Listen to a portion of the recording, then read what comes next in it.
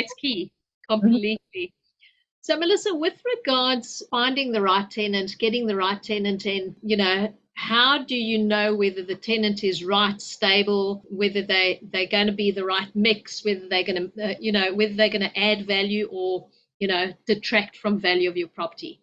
So if we're sitting there and let's just say we're going to buy a nice little group of shops or a small shopping center, I say first, before you actually go out and look, create that scope of what you're looking for. What actually works from a tenant mix perspective? Start getting those juices flowing to start off with. Let's go through that process before we're in a due diligence period where all of a sudden we're now got time constraints. So right at the very beginning, start thinking about it. You've engaged, and you may have engaged buyers agents, or you may be out there looking yourself. Whatever the case is, you finally come up with this amazing opportunity. And we've got a group of tenants going, this is fantastic. As a tenant mix, amazing. How do we know they're the right tenant?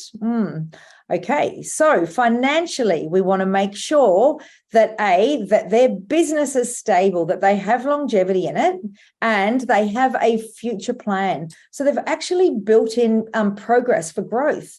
If I don't see that someone's got a growth mindset in their business, it's a conversation that we need to have, because we know from a commercial perspective, their rent's going up every year.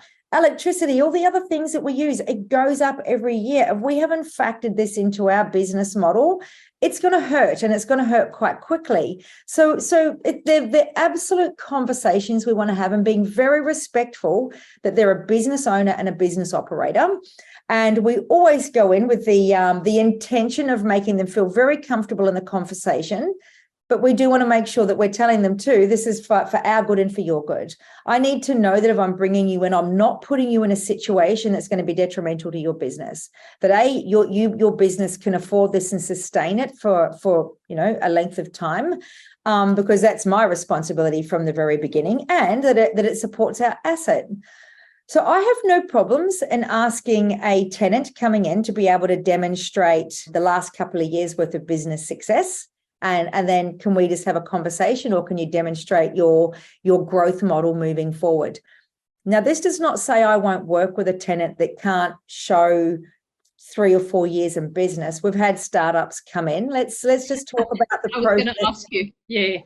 Let's talk, because there's risk orientation. And if we're talking tenant mix, we can get to a point where we know that we can put someone in that may be a little bit riskier, but it supports a startup. And this is important moving forward as well. We want to make sure that we're actually supporting new businesses and new ideas, and we're not actually pushing that out to the side saying it's not for us. Where we can bring them in, we certainly will. But again, we want to make sure that they're in the right mindset of how it actually works. Yeah. So whilst we can support them, they're actually getting into that situation that they have worked through it enough, understand business enough, their target markets, the area they're shifting into, their area demographics, so that it does mesh, that they have a solid understanding on how that works from a business level. I've had to sit down with a few tenants and say, okay, let's bring a few other factors in. There's a couple of missing things here from a business perspective that you may not have thought about. Where do you sit with that? Some of them just aren't proficient in being able to explain their thought process around their business growth. So I'd certainly don't eliminate people off the back of documents that are provided. Personally, I like to have that conversation, or pay a great agent to have those face-to-face conversations with them. Like I said before, businesses don't want to shift. The last thing I want to do is be seeing businesses shift into a premises that doesn't work for them. Yeah. And it is a respectful conversation. Yeah. We can certainly go to the outskirts first with references, and do a little bit of research around the stability of their business before we engage in those conversations. At that level, we've done a little bit of research to say, yes, these are the best pick. Let's have some conversations with them. It's the start of forming really good relationships.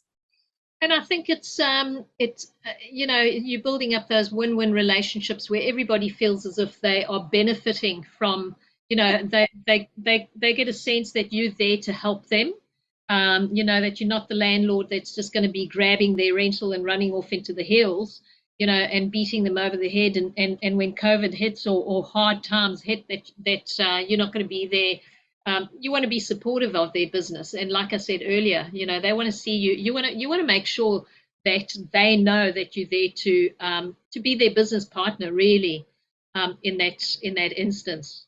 You want to build enough trust with that tenant that when something's not right, they will say so, that they're not going to wait until the last minute till it's no longer repairable. And the only way you do that is communications, constant Oh, communications, and absolutely. yeah, very, very Absolutely. key, very key. So let's discuss incentives, okay? Because there's quite a wide range of incentives that we can do, and I know I can sometimes pull handbrakes on incentives where necessary, but on the other hand, you got to give to get, okay? So let's go through a couple of incentives. What are your best incentives? Okay, so right up front, I first will look at if who's coming in. So what kind of fit out are they looking for? What is their fit out cost from an industry perspective generally look like? Because if they have a reasonable fit out, then generally I can work with them to potentially put something towards their fit out as an incentive for them to come in. Now, I never ever pay for a full fit out for a tenant. I make sure that they have contributed to their fit out because when they do, they are invested in the property. And then we Great. know they're going to be there for a long time. But I'm happy to support that because generally I can get the materials at a wholesale price. And we're looking at what that retail cost is to them. So that means I can actually give them more for the same price as what they would get if they were doing it themselves. So we can actually create a lot better benefit for them just by the fact that we get wholesale pricing and they're doing it from a retail perspective. So that works exceptionally well. What they see is they're getting a lot more from us than what they'd be able to deliver themselves. The other thing I'll do is a rent-free period. And a couple of years ago, I worked with a client at the time, and we had to work through a lot of lease incentives.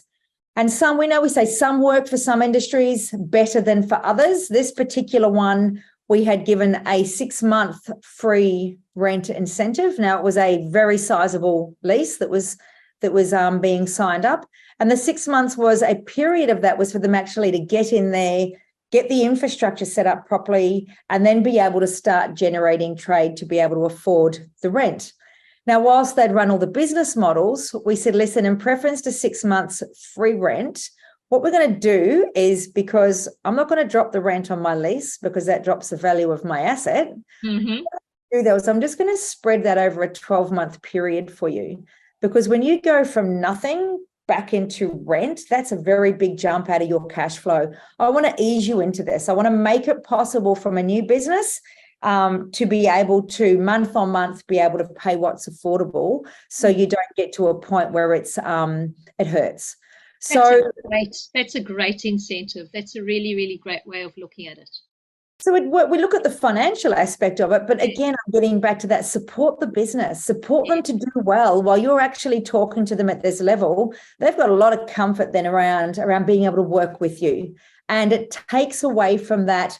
They have to have their chasing more. This just went down to a great agreement. They were super excited about it.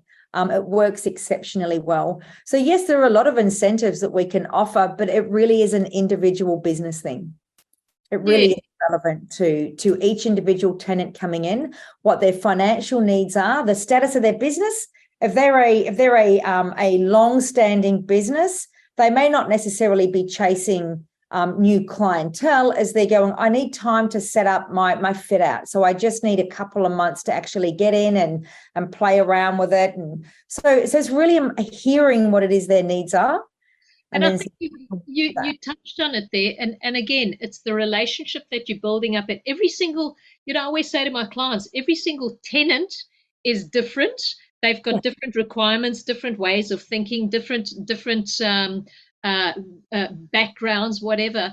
They're going to see their businesses totally differently to the next person in the next shop or warehouse or wherever, and it's a matter of you just tapping into them and seeing what is comfortable, what works for them and what works for you.